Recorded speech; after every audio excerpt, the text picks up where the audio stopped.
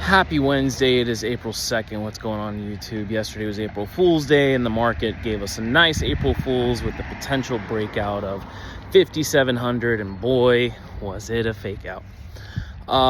Majority of breakouts fail, so that's the reality. But hope everyone's been doing well. Hope you guys have been doing well. Hopefully the market has been treating you nicely, better than it's been treating me. Just wanted to take some time out and post and kind of talk about things that I've learned recently. I mean, this is sort of something I've been learning throughout my entire trading career, but it's really coming to light in the past couple of weeks because I've been implementing it. I've been truly implementing it. Partially. I'll explain. So every day, if you guys are like me, you're on YouTube, you're watching other traders, and you're reading books and listening to podcasts, or you're listening to audiobooks, or you're watching YouTube videos, and you're learning from other traders, right? As a trader, it's important that you're always learning. It's important that you're learning from yourself. Honestly, that's the most important, is that you have to learn from yourself. So you trade, you gather data, and you learn from your mistakes. That's number one. Number two, you should also try to learn from other traders. We're human, we all make mistakes. And so it's good to be exposed to as many mistakes as possible so you in turn don't make them. And I wouldn't say it's a mistake, it's more of a learning curve.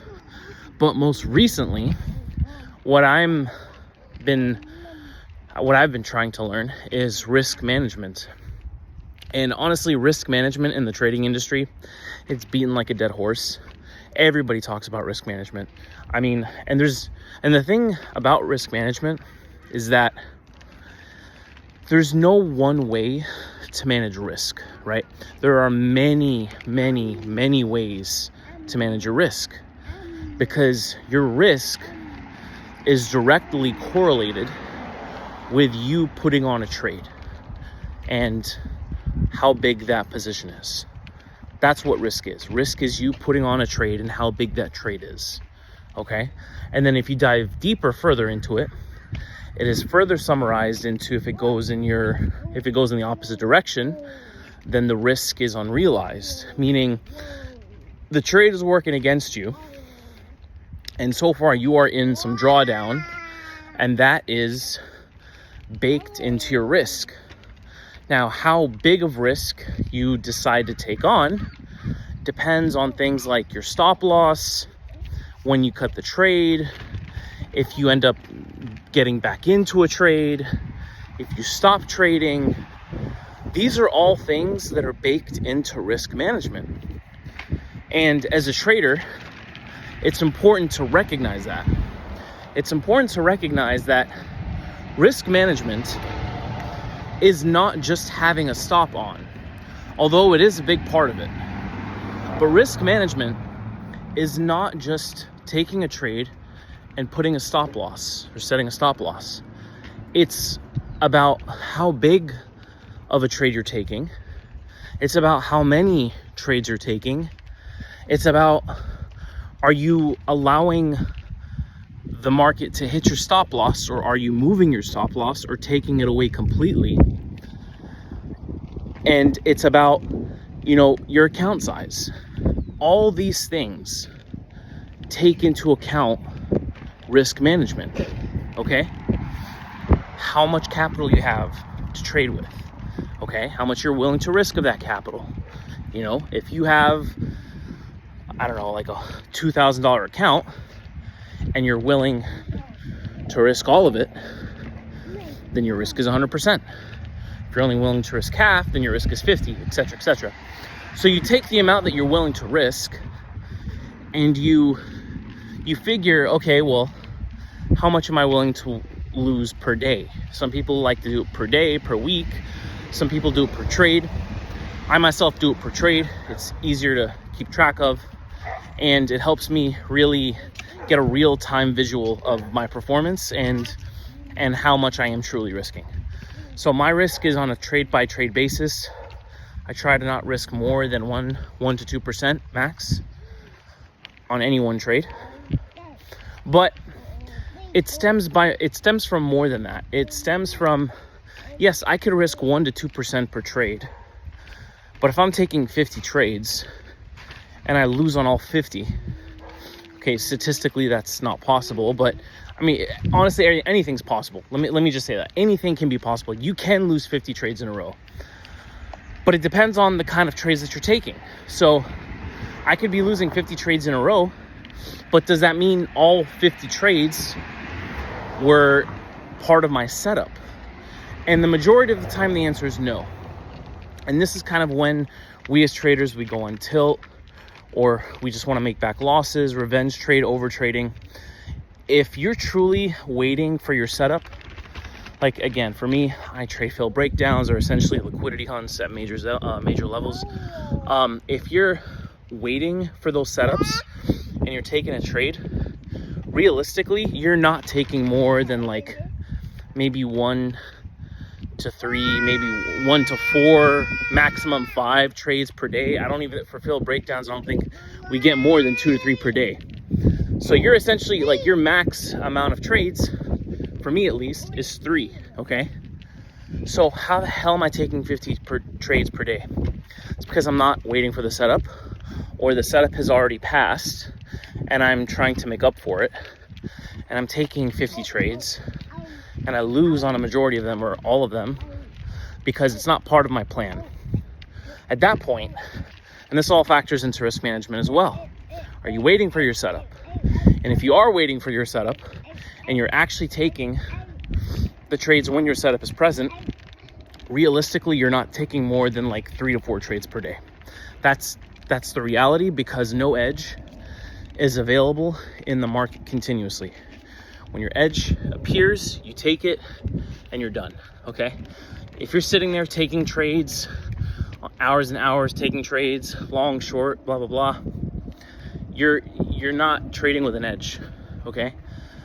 Maybe you have more than one setup, okay? Let's say you have, I don't know, you trade like an EMA strategy, plus you trade liquidity, or whatever. Some traders do have multiple strategies, and that's fine. But I could tell you, the majority of the time, your setup is not going to be available every single minute of every single day. It's just not, because that's not how the market functions. The market has conditions change, and certain edges are better in certain conditions than others. So right off the bat, if you're taking 50 trades that are not part of your plan, you're already mismanaging risk. You're already not practicing good risk management, because if you were practicing good risk management, you'd only wait for the setups that are correlating to your edge. You're only waiting for those high quality moments when you know that there's a high probability of this one thing happening over the other, okay? So that's, over trading is a big part of it as well. And I did some over trading the past few days. Again, out of all the issues that I have, over trading is my biggest problem. I'm at the position now where I can actually manage my size. I'm doing good about not sizing up, at least not on every trade. I do size up when I think the conditions are right, and that's an appropriate thing to do. But when the conditions are subpar, I'm taking small size, and that's totally fine. So as far as from that front goes, the oversizing, I feel like I'm doing good on that front. The other thing that I'm trying to tackle is the over trading. Over trading has been one of my biggest issues in trading. And it's easy to say, okay, after 3 trades, I'm done. After I reach my profit target, I'm done. After this and this, I'm done. It's easy to say that and then come into the market and do something completely different. Because like I mentioned in another video, you can write everything down. You can journal perfectly. You could have your rules, typed, written, laminated right in front of you. And the second the market opens and you start trading, all that discipline goes out the window. It's like some sort of disconnect. And I think that's just human psychology. I mean, not all psychology, but it's just, it's knowing that we have an avenue of making as much or as little money as possible with no rules, no time constraints, no nothing. The only constraint is really how much capital you have and your ability to manage risk. Those are the only two things, in my opinion. So that's something that I'm still trying to work on, and I'm getting better each day. And it's a gradual increase, right? It's a gradual progression to getting to getting to be the trader that I want to be. And I'm not putting any time constraints on myself. I know this trading takes a long time, and it is what it is. You just have to work through it. There's no, get better quickly. There's no shortcut. You just have to do the work. If you're not actively engaging in the market, knowing what your weaknesses are, and like all these things, it's going to be tough. It's going to be tough for you to make any real progress. So that's the reality. You just got to put the work in.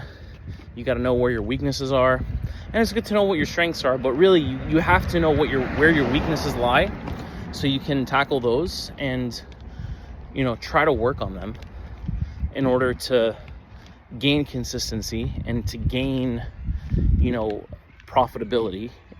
And then you put those together, you gain consistent profitability, and then you're good, right? So don't let anybody tell you they found a holy grail. Don't let anybody tell you they found a magic system. Especially for you beginner traders out there. I still consider myself a beginner, even though I've been trading for about two and a half years. There's no magic system. There's no holy grail. You are the system. You are the holy grail. Your focus and your discipline is the holy grail and is the system. If you can take, 1 to 2, max 3, really depends on you, quality trades per day, and maybe not every day, maybe like 4 out of 5 days a week, 3 out of 5 days a week, whenever your edge is present. If you could take those and then just stay sidelined the rest of the time, sitting on your hands, you've done it. You have done it. And not risking more than what you make on average. So for me, I'm not risking more than 1 to 2% per trade. And then any given day, I'm not risking any more than 5% on the account per day. So that means I could take 5 trades if I'm risking 1%. If I lose on all 5, I'm done. If I'm risking 2%, then, same deal. I'm taking a max of, 2 to 3 trades, and then I'm done. So yeah, risk management is key. If you can manage your risk, you can manage to become consistently profitable. Have a good day, guys.